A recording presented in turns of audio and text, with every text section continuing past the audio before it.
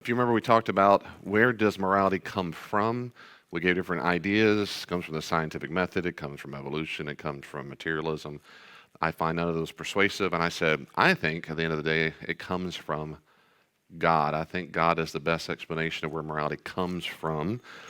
We say, well, if morality comes from God, what do you mean by that? Do you mean it comes from Him or it comes from what He tells us to do? Those are different things. You remember that at all? And so if it comes from Him, we call that essentialism. It comes from His character.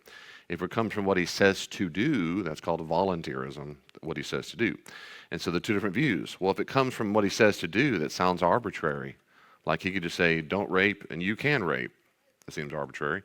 Or if it comes from His character, does that mean He thinks it's already good and that's why He does it? Well, if that's the case, where is morality above Him? And so the classic dilemma is called the Euthyphro dilemma. We talked about Plato. And so at the end of the day, I came and said, I have the view that with William Lane Craig and probably most Christians, thinkers, doesn't make it right, but this is probably the general consensus, that a moral value comes from His very character. The reason why honesty is good is because it comes from God's very character. He is honest. That value is in Him. And a moral duty, what we ought to do, comes from His commandments. And I think that's true. So I think, in a nutshell, I'm an essentialist. Where does good come from? God's very character. And so whatever God commands flows out of His character, which never changes. So you say, what if you told Julia not to rape, but David to rape? The response is, that would never happen.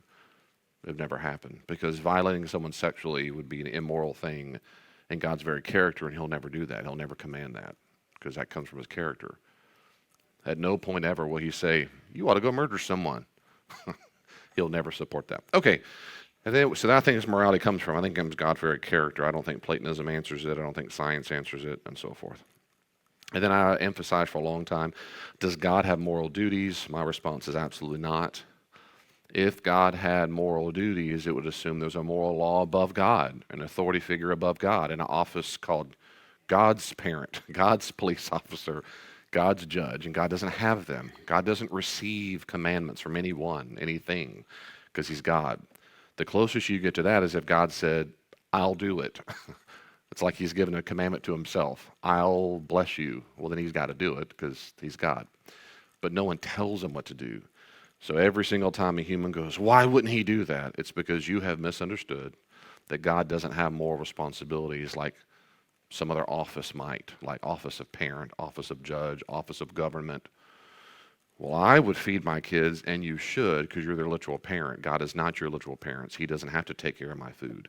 Well, I do have to take care of my children's food, because I'm the parent. He's not a parent. And so there's a very different moral office. And so, in that sense, I don't think God has any moral duties whatsoever, unless He gives it to Himself. I think that's very important. Then we went on to Roman numeral 7, and we said there are different various systems of ethics. And I think this is the first slide here.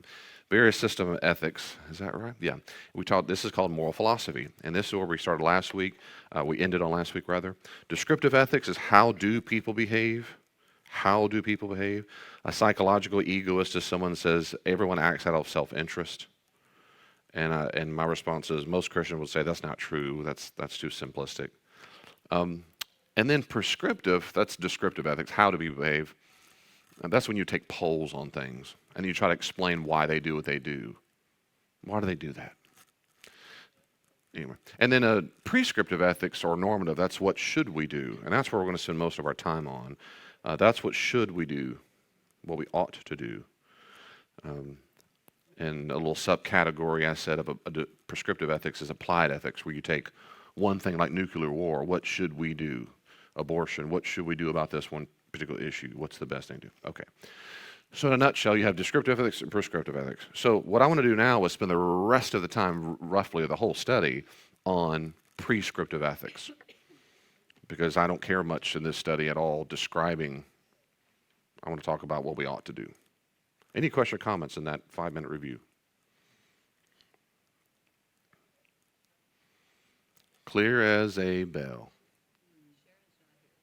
Sharon's not here. So many times. Yeah, I was just saying that's an odd analogy. I guess clear you hear it, but you don't hear the clarity of the bell of hearing it. which is a bad analogy if you're deaf. But okay.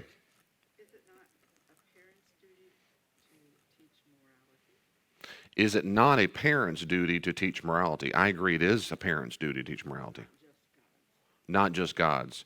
Oh, correct. As far as teaching it, yes, I think it is absolutely the parent's responsibility. My view is very much so based on the Bible. The Jews and early Christians and Jesus, particularly early Jews, they thought vehemently, and I said this to the Genesis study, that God has delegated moral responsibilities to humans. We are responsible for making sure people learn morality as best as possible, feed, subduing the earth, education, health care, and so forth, orphanages. He gives that over and says, go do it. Well, why did he do it? He doesn't want to. He wants humans to be morally responsible for other humans. It forms our character. It gives us something good to do. It's a loving act. It builds our, all that, yeah. Uh-huh. Oh, so if people don't know God, maybe that's why people are messed up. That's one of the reasons I'm sure people are messed up. But I'm convinced you're right, that there's a large part in which when people do not know God, that they do not always do the right thing. Absolutely. So in biblical, we'd say they sin. Sure.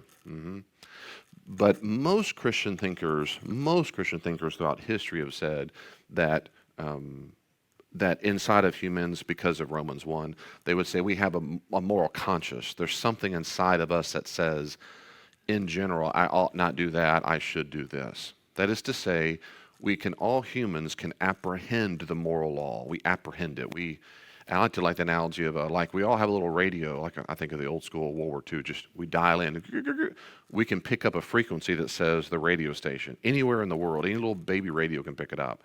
Some radios are really good, some are horrible, but we all pick it up, except for a small category of people, maybe, and this is debated, psychopathy and sociopathy. It's unclear whether or not they can pick up the moral. It's unclear, and people say that's a debatable issue. So I'll say, to be nuanced, most human beings, and in fact, since it's most human beings, if you went to someone with psychopathy and sociopathy, you don't say they represent the rest of humans. They're the exception that proves the rule, that in general, humans across the planet appeal to something called the moral law. Mm-hmm.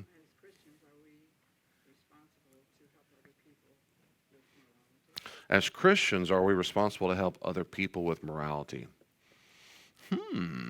I would say as Christians in the office of parent or office of friend, maybe, but in office of human being as Christian in general, no, unless we're asked. Let me say it this way. I think as a Christian myself, I'm a disciple of Jesus. I don't think I have any moral responsibility to make certain or even try to persuade a non-Christian at Walmart what a moral issue is. I don't think so. I think I have the moral responsibility to God to be as Christ-like as I can, gentle, kind, share the gospel, be loving. I'm responsible to Him to act toward them that way. But I don't think God holds me morally responsible that they understand something. You need to pay your taxes. You should drive on the right, whatever the oughtness. I don't think I have any moral obligation to train them or teach them. Oh, good. So isn't there a time in the Bible where they do something wrong and they don't change? You get the elders and so, right. So you're talking about there in Matthew. So Matthew 18. And and this is also, there's a textual variant.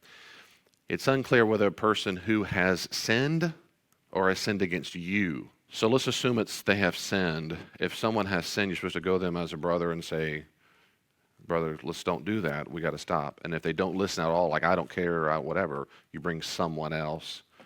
Brother or sister, please, let's stop. They still don't give a rip. Then the idea is you bring the group. If they still don't give a rip, then you're supposed to treat them as a non-believer. The assumption, they would say, as a tax collector and sinner, the point is they're not a Christian, they're not a disciple. The point being, they need Jesus. Don't assume they know Jesus and they care about doing the right thing Jesus would do. If they're going, I don't care, I don't want to change, well, there's your sign. I mean, do they have to leave the church? Good question. Matthew doesn't, it doesn't say there that they need to leave the church. Maybe you're going to 1 Corinthians 6, maybe, or 5 or 6, when Paul says maybe there, where there he's talking about a person in particular who's sleeping with his stepmom. We're not clear if the stepdad is dead or not. That might be the case, but then apparently that he forms a relationship with her. And it says he's having a sexual relationship. He said not only is he doing it, y'all support it. And I'm paraphrasing, to kick his rear end out of church, hand him over to Satan in the hopes that he'd repent. And then in 2 Corinthians, it probably is referring to that person who says, it's time to get him back in. He's very sorrowful. So there's not many examples in the New Testament where the Christians deliberately kick people out of church. And if they did, that's an example where they did it because they wanted to do it for repentance and brought them right back in. Oh, good question. Yeah. But even those, I would still say all of those have to do with Christians treating Christians, not Christians treating non-Christians. That we're never told in the New Testament that non-Christians aren't welcome in a church meeting, you might say. Ever. We're never told it. We're told what Christians should treat other Christians. You can't do this, sure. Then we have the moral responsibility to help brothers and sisters in Christ be like Jesus. We're morally culpable if we just say, it doesn't matter. Yes, it does matter. That's all through the New Testament. You can't teach false teaching. You can't, and it's our responsibility to help others say that's not right. That's why elders, it says in Timothy and Titus, you're not supposed to be a new believer. You need someone who understands basic orthodoxy so that we say, no, that's not correct. Absolutely agree. So being a disciple of Jesus is not necessarily going out and helping non-Christians not be bad. I completely concur with that. And I'm sorry if I'm beating myself here, but I've said that many times. That's right. I find no New Testament, certainly even no biblical warrant for a Christian to feel or have the moral responsibility to tell non-Christians how bad they are and they should stop all that. Jesus never says to do that. The church never said to do that. What Christians are supposed to be doing is getting them to Jesus. I'm not pointing at you. I am, but now it's you. Getting that person to Jesus. She's like, you're my, okay, that person, I'm pointing because that's Main Street, as I always do. That's Main Street. In my mind, that's normal people out there, and you're not normal. You're super normal. Supernatural. So my goal to get them is, as a word people often say, is my job is to go fishing. I don't clean the fish. That's it. That's it. I'm convinced most of the church gets this completely wrong. It's our job to have picket signs that say, fags go to hell. I've seen, quote unquote, churches say that. It is despicable and horrible. Where is that in the New Testament? I won't get started on that. But yeah, no, I do not think it's my responsibility. No matter how repulsive I find it, I still don't think it's my moral responsibility to go, you shouldn't do that. If they ask me, I'm going to tell them, yeah, you shouldn't do that. It's very, very, very immoral and sinful, and that goes against everything God stands for. But I expect you to do it. You're a pagan, a non-Jew, non-Christian. I expect you to do that. You shouldn't. But I'm not your police. I'm not your moral police. I'm not. I want to get you to Jesus. I want you to find him persuasive, not he's already against you. And in general, I agree. So you're saying, and you see in the New Testament, Paul preaches to the non-Christian, he preaches the gospel. To the Christian, he preaches holy living. And in general, I concur with that. Yep. And we're throwing pearl before swine to Matthew 7. That's right. The people who don't want to hear it. I agree, they don't. And even if they do, and I've met non-Christians like, maybe I should stop doing that. Even then, I've even changed the subject. Yeah, that's not good. I wouldn't do that at all. But I'm more interested in knowing Jesus. I just immediately get off the subject. I just get off the subject. And I'm, for multiple reasons. One is because it's not biblical. Two, the non-Christian world, in my experience, is convinced that's all I care about, is having them to stop all that bad thing because I think I'm Mr. Goody Two-Shoes. And I'm trying to radically come at them in a way they never saw coming, like a thief in the night. You never saw me coming, son. I'm like a ninja.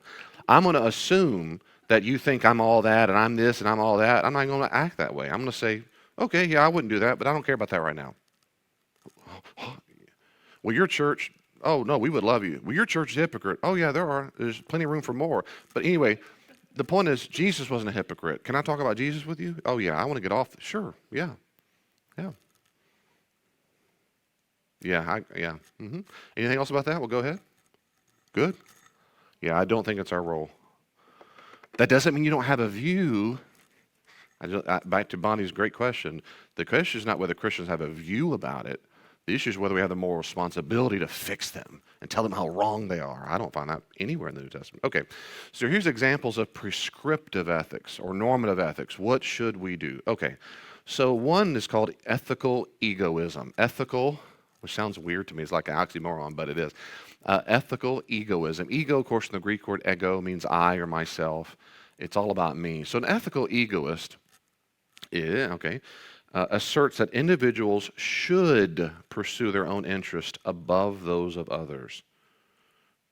You may go, but stay with me, because it doesn't claim that people always act in their self-interest. That's ethical. That's psychological egoism.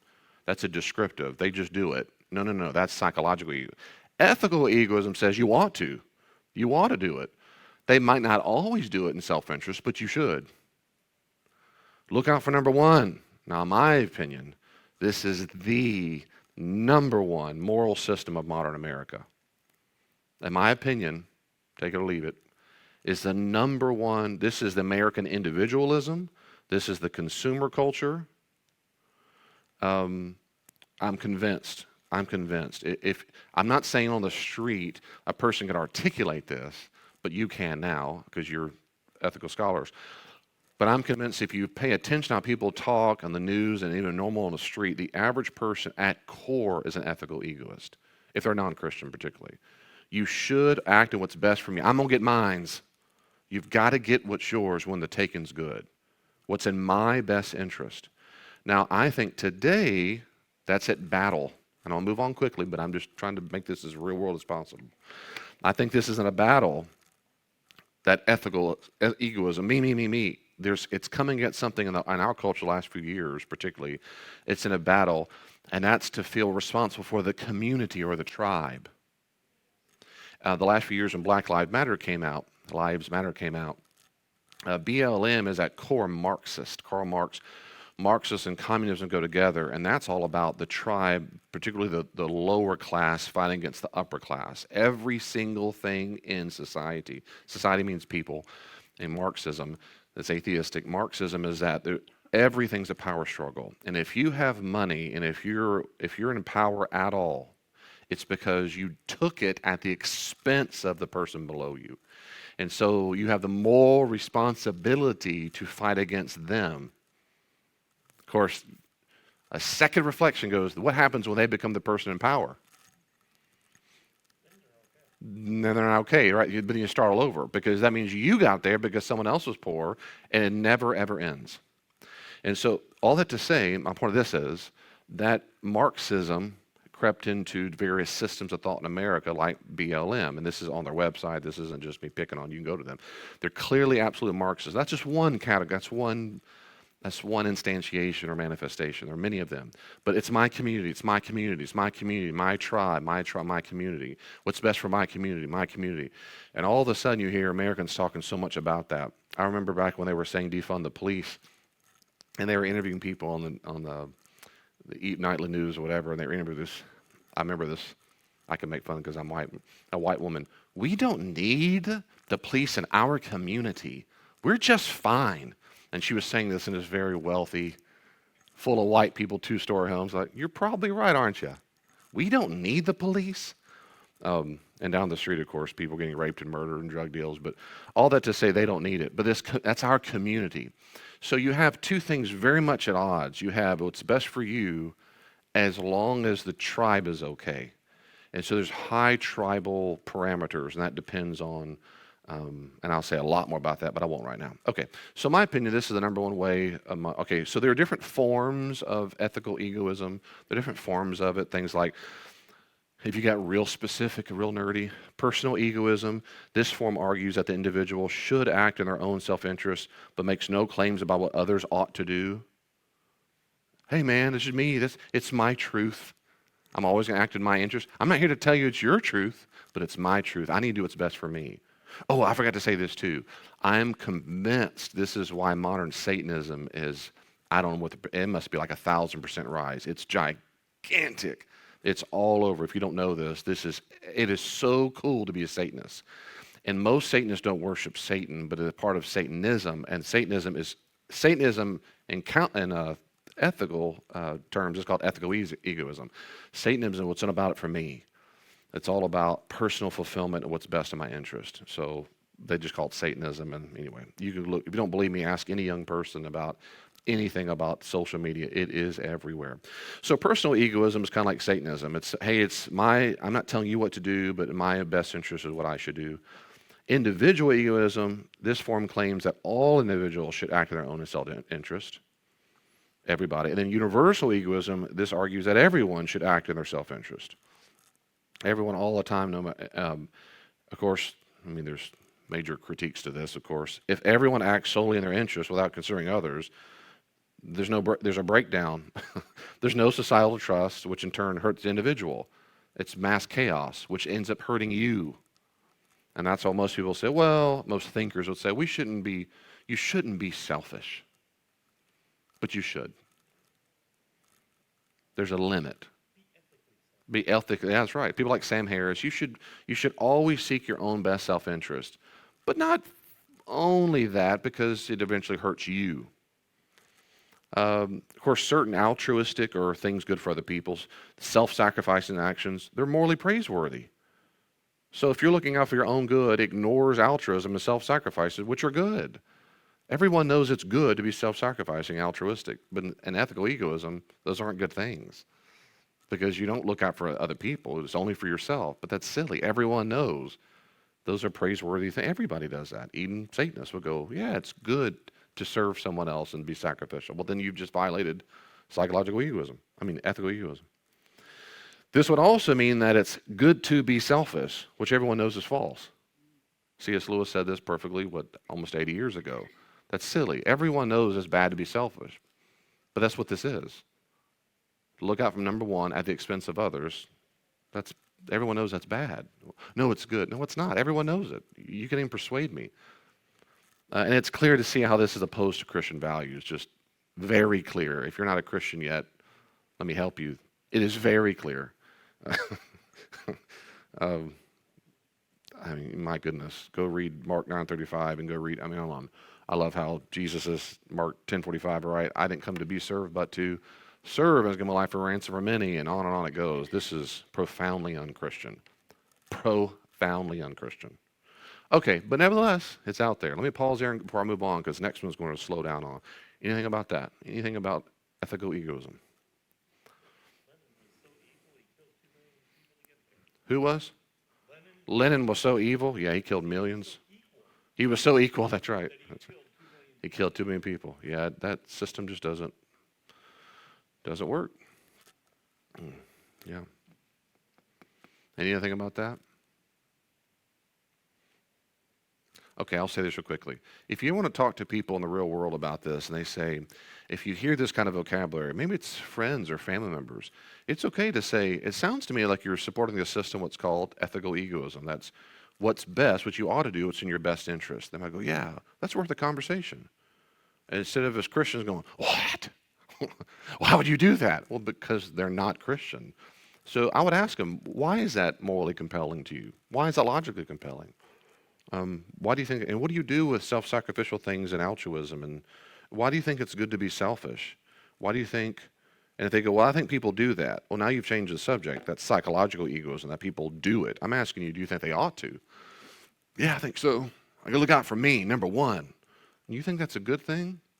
In my experience, when I've had this conversation with people, a little bit here and there, I've never met a person who says it is a good thing. They just say this.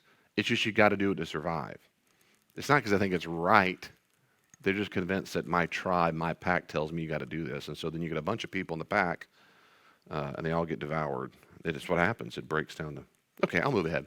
So this next one, okay, you don't have to be scared. The next screen is going to have a lot of things on it. On purpose, and it's a small font on purpose. I just want to read. We're going to go pretty slow on this. And we'll go again. Okay. This is called deontology. Can you say deontology? So from the Greek word deon, which means duty, right? Deontology. At its core, deontology is concerned with following moral rules or duties. At its core, deontology is concerned with following moral rules or duties. It asserts that certain actions are intrinsically right or wrong, regardless of their consequences.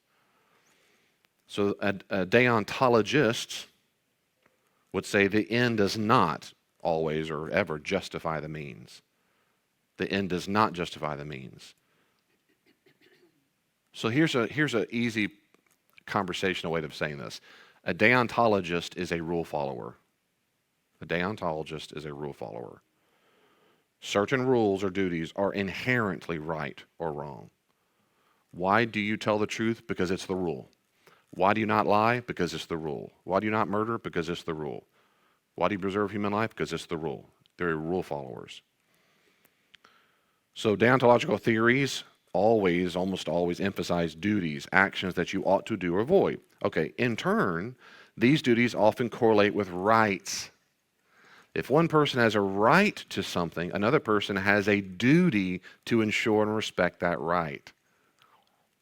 Does that sniffing sound kind of close to home? I have the right. I have the right to be respected in my view. I am a squirrel. Now because I've said that, now you have the moral duty to make sure I am affirmed in that view. I have the right to claim it because my belief, that's back to the moral duty. I have the moral duty to make sure my feelings dictate truth and reality. I have that right to claim that. Now, because I've said that, and my individualism, what's right for me and true for me, so they've mixed all these things together. Okay, anyway, that's all that to say. Okay, they bleed over a lot. Okay, so what about duties? What are some normal duties? Okay, well, people might say, well, I don't know. What are some duties we might have? The duty of universality. So Immanuel Kant, he made this up basically. We call this a Kantian principle. Act only according to that maxim whereby you can at the same time will that it should become a universal law. That's how he said it basically. So translate that. In other words, only act in ways that you'd be okay with everyone else acting as well in that scenario. If that's the case, then that's a moral duty. If I'm convinced I have the moral duty right now, that means there's a rule that is true for all humans around the globe. If they're in the same scenario, they must do the same thing. Some would say that's a duty you should follow if you're a deontologist. These are different suggestions of what duties might be. The duty of autonomy, another Kantian principle. Treat humanity, whether in your own person or in that of another, always as an end and never as a means only. Why? Because this emphasizes the inherent worth or autonomy of individuals. So, for example, a deontologist says you cannot use a human being for experiments. So a deontologist, because of the Kantian principle, would say what the Nazi doctors did on twins, so all the research of Auschwitz and so forth, was absolutely immoral. They would say, as a consequentialist, no, it's not immoral because it had good results, quote unquote. We were looking for results for what we can do with humans. The Kantian principle said, no, you use humans as a means to an end. You can't do that. So a deontologist, because of Kant, would disagree fundamentally with that. They would say you can't. Humans are different. Humans are different from animals, dogs, cats, dolphins. They would say humans are different. Another suggestion is a duty of fidelity. This is called Rossian principles. Another guy a philosopher who's a deontologist, he made these up as suggestions. The duty to keep one's promises and be honest. You have the duty to do that. The duty of reparation, another Rossian principle. The reparation is the duty to compensate others when we harm them. Another suggestion is the duty of non-maleficence, the duty to avoid causing harm to others. Some would say we have the duty of beneficence, the duty to do good and promote the well-being of others. Some say we have the duty of justice, the obligation to act fairly and justly, ensuring everyone receives their due. Some say the duty of self-improvement, that's the duty to better oneself, morally or otherwise. Some say there's a duty of gratitude from Rossian principles, the obligation to show appreciation or repay kindness. You should do that. It's a rule. Some say we have the rule or duty of care. In care ethics, this emphasizes the moral importance of caring relationships and obligations, those with special relationships like family and close friends. You have the duty to act kindly to those in those relationships. Some say we have the rule or the duty of non-interference, the duty to respect the rights and freedoms of others without undue interference. And that kind of rule is somewhat in the Constitution, right? The Bill of Rights that we have the right to pursue happiness. And doesn't mean be crack addicts. In the time period when it was written, that means, of course, to be a life of happiness means a life of fulfillment that I'm autonomous. No one tells me how to do it. I'm not a slave. I have the ability to make decisions for myself. And you have the duty, therefore, not to interfere with that. I have the right to be that way, and you have the duty to leave me alone. The duty of respect, beyond just autonomy, this is a broader duty to respect all individuals, saying you have inherent value. So these are various suggestions. And you say, David, what about the Bible? I'm going there. So these are various deontological rules that deontologists, ethicists sit around and think about, and they have for a long time, to say, well, okay, if we follow rules, which ones do we follow? And so they started making up suggestions. Kant made a few, some others made a few I just suggested. Does that make sense what I'm saying so far? So if someone said, what should I do? That's prescriptive ethics. What should I do in a situation? What should I do? And someone said, you need to follow the rules, follow the moral duties. And someone said, great, which ones? So they go, well, there's all kinds of moral duties and rules. And I just gave you a bunch of examples. You can read whole books by deontology ethicists who'll say, I'm suggesting here the following ones. So those are some suggestions. I'm going to go ahead. Any questions or comments about that? Yeah. So can your beliefs be formed around some of these? Can your beliefs be formed around them? Can you say more about that? Beliefs be formed around them? Or like the one about the duty of care? The duty of care? Yeah. We've talked about that before. Is that like where a belief could be formed from one of these examples? Gotcha. So can a belief be formed from one of the examples? Sure. If someone said, I'm going to argue or already believe that I have the moral duty, what's the corollary? Well, therefore, I believe that X, Y, Z. I suspect they go together. I'm not sure one causes the other. I think a lot of times beliefs would probably come first. For example, if I believe humans are inherently valuable, then I might feel a moral obligation to make sure that human being is treated differently than an animal. If I believe my family is different from other people, then I have the moral duty to treat them differently, if that makes sense. Yeah, they go together. Now, you can be a Christian and hold on to these moral duties, and you can spend the rest of your life going, these are all the duties I follow. Put it on your refrigerator or in your heart and mind. Say, these are all the duties I follow. Whenever I want to know what the right thing to do at work is, I pull up my list of all my moral duties because Kant told me to, Immanuel Kant. You can. And I'll go to Christianity in just a second. But these aren't necessarily anti-Christian, but these are just suggestions. So non-Christians could agree to these, and some do, for sure. They would say, yeah, I think that's the way to go. What should we do? Whatever the rules are. What are the rules? Here's some, I'm going to give to you. Okay, here's some features.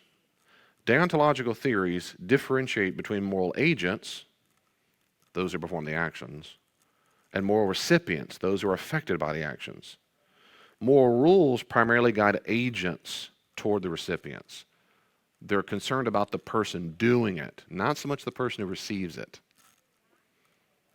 Later on in consequentialism, it's very different. In fact, the exact opposite. A moral deontologist will say, what I'm concerned about is what Jack ought to do, not what the result is on the person he does it to. Why? Because that's the rule. Jack ought to follow the rules. But what about, it doesn't matter. Well, he doesn't matter. Well, she, it doesn't matter. What matters is what Jack does because Jack should follow the rules. He has a moral duty to do X, Y, Z, and he should go do it. I'm concerned about the agent, not the object of your behavior. That should make enough sense there. A cornerstone, and I've said this a little bit, but let me say this is a big deal. A cornerstone, a big deal of deontological ethics, especially by Immanuel Kant, is the idea of treating individuals as ends in themselves and not merely as a means to an end. This emphasizes autonomy, dignity, and respect for all individuals. The average deontologist will assume this. You cannot treat humans as a means to an end. They are different. They have a value that's different.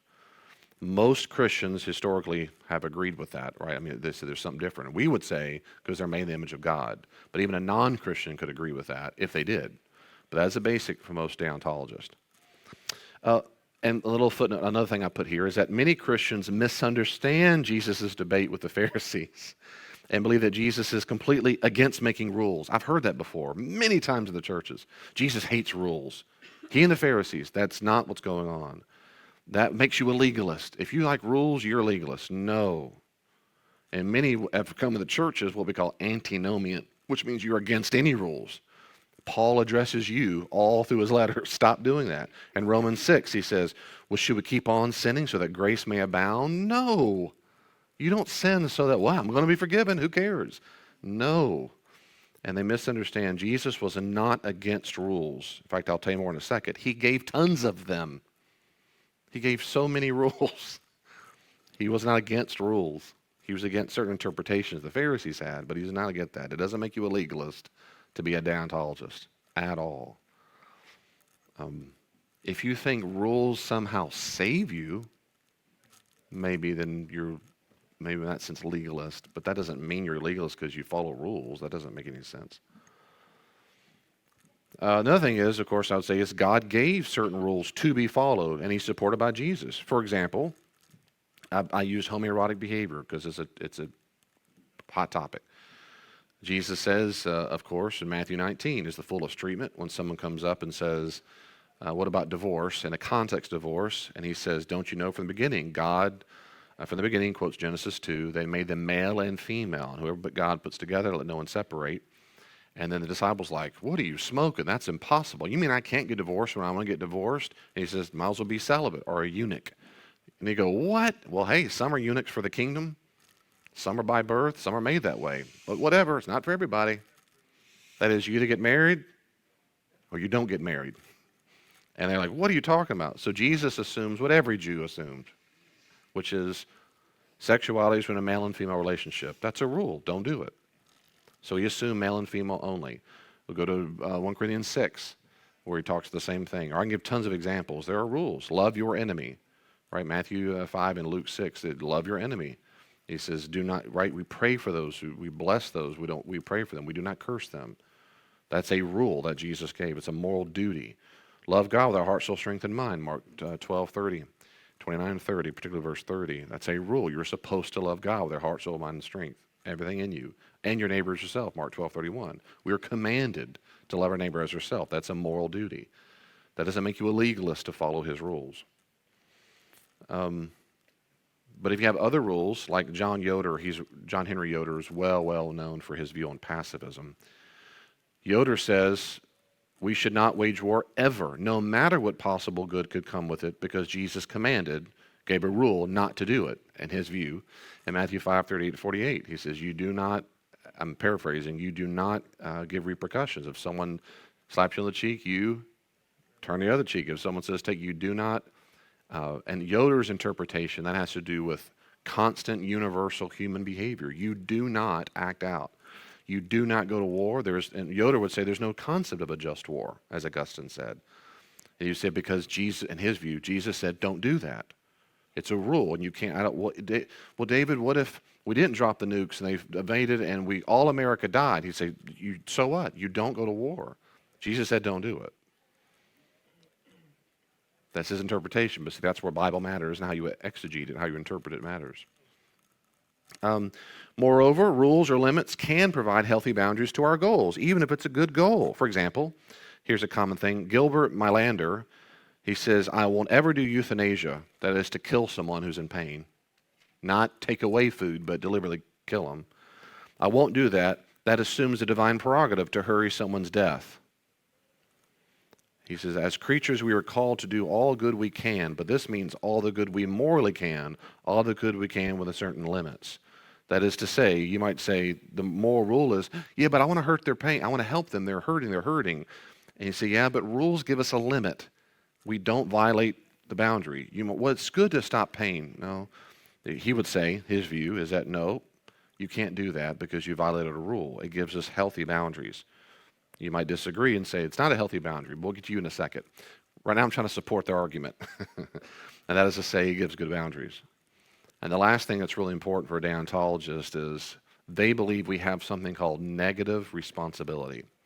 And this is unique to deontology. This is responsibility not just for what we do, but what we allow to happen. What we allow to happen. Deontologists claim that we have a very limited negative responsibility. They focus on what we do rather than what we allow. Sorry. Yeah, I said it's a chief. No, we'll talk about this and consequentialist. Negative responsibility, they say we have a very limited, what we allow to happen. A consequentialist will say we have tons of negative responsibility. Deontology says, no, we have very little. For example, the good that could have happened had we went to war. You're to blame for that. They would say, no, I'm not. I follow the rule not to kill my enemy. The suffering we could have alleviated had we helped the person die. They would say, no, you're morally responsible for their pain. They would say, no, I'm not. I'm not. I have very, very little, if no, negative responsibility. I'm not responsible for the person. I'm responsible for me and following the rules. Does that make sense what I'm saying? And you'll hear this all the time. You're to blame for what you allow that to happen. No, I don't. A deontologist said, no, I'm not to blame for that. The classic one is there's a train on a train track and it's got a split left or right. One part of the train in front of you has 3 people, one has 50 people, and you decide which direction it goes. And so you use these examples all the time. And you say, well, if I killed the 50 and left the 3, they would say, well, you killed them. Deontologists would say, no, I didn't. I didn't do anything. I didn't kill him. I didn't touch the thing. Well, you had the moral responsibility to make sure the least amount of life died. That's what a consequentialist say. No, I don't. No, I don't. I'm not morally responsible. I just need to follow the rules. I need to follow the rules. That's what I'm morally responsible for. I need to follow the rules. Yeah. I didn't put it, that's what a deontologist would say. I didn't put them on the track. I'm not morally responsible for that. I didn't kill them. The train killed them. Gravity did, but I didn't do it. I will say the consequential will say you are moral responsibility. You have the moral duty to make sure the most amount of people are saved. That's a consequentialist. The moral duty to say no, if they have that rule. And you might say no. Anyway, I don't want to get too complex there, but the point is, yeah, that's the negative. They say no. My job is to follow the rules. How that affects you, I'm not responsible for that. Bonnie, did you have your hand up? No? So real quickly, if I go ahead, if there's no question about that issue, I'm going to go ahead, if we can, maybe if I need to finish up next week, I can on this one. So here's some big issues. So some big issues with deontology. The first major, of course, is which rules? Which rules do you choose to base your morality on? Right? Which ones do you do? You say, well, I want to follow the duties, the rules. Well, which ones? And this is where humans disagree. They disagree on everything, don't we? But several answers have been given. Like Immanuel Kant is the most well-known. He was a deontologist. He proposed what he called categorical imperatives. These are imperatives or commands that are not dependent on any condition or situation in order to be right or moral. So he says there's 2 of them. These are 2 rules every human should follow all the time, no matter what. And I've already given to them. Never act and accept in such a way that you can also will that your maxim should become universal law. That is, always do what you would do. You'd say, anybody in my shoes right now would do the same thing. If that's true for all humans in the same show, then that's a moral duty you have. And the other is, of course, people are not an ends to a end. They're not a means to an end. They're just an end. They're not expendable objects. One person cannot be sacrificed for the majority. That's not how it works. So you can make up systems. You have Kant, you have Ross. I gave several on that first slide. I gave you several examples. And they have, if you want, seriously, they're great books by deontologist ethicists, and they give you a bunch of rules, or suggest, here's some maxims or rules you ought to follow. Kant's the most well-known. Then you have other who say, well, Christians can follow Kant if you want, but Christians say, well, there's also tons of biblical rules. You might say the Decalogue or the 10 words. You might say the 10 Commandments in Exodus 20. I know many Christians who say, that's my moral code. I fundamentally disagree with them, but that's my moral code. Those are my biblical rules. Or you say I have the love, Mark 12:30 and 31. I love God, love neighbor. That's my maxim. Or the so-called golden rule. It's called golden because that's what Buddha called it. But Jesus' version of Matthew 7:12, Luke 6:31, treat others as you want to be treated. What about the Sermon on the Mount? Everything from Matthew 5-7, or in Luke chapter 6, the Sermon on the Plain. So you can pick tons of biblical rules out and say, those are my rules. But the first question is, which ones are they, right? That's the first question. And Christians do disagree. If you say, here are my Bible rules, okay, well, let's figure out why are those rules the rules you count as the number 1 rules in the world. In the next part, I want to slow down, so I want to pause there and say, so the first question is that. The second major issue we'll pick up next week. But what question or comments do you have about this so far? We've only got about a minute and a half, so Anything at all. Yeah, Red? Would they say it's moral to knock out a drowning man? If a man is drowning, is it moral to knock him out? Would they say it's moral to knock out a drowning man? That depends on the deontologist, but I think in general they would say, no, that's not moral. They would say no because they probably would say because you have the moral duty to preserve human life and you just knocked him out and that caused him to die. One of the first things they teach you as a lifeguard is to knock out the person who's drowning so that you can grab them so they don't pull you down to the depths. Oh, gotcha. So, right, sure. So, in a lifeguard today, you knock them out so you can pull them out because they'll fight you, right, in despair, sure. And someone might say, in that particular situation, you have the moral duty to knock them out because you're trying to save their life. But if someone said no, I mean, really, they could say, no, I have the moral duty not to cause harm.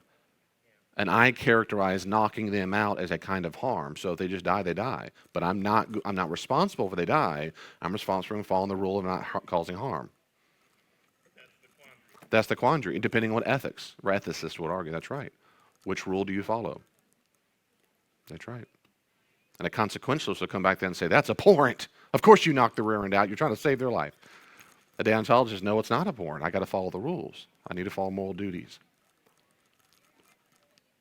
All right. So this week, I hope you'll think about these things. I really do. Seriously, think about why you do what you do this week. Hopefully all the time. Am I following a rule or something else?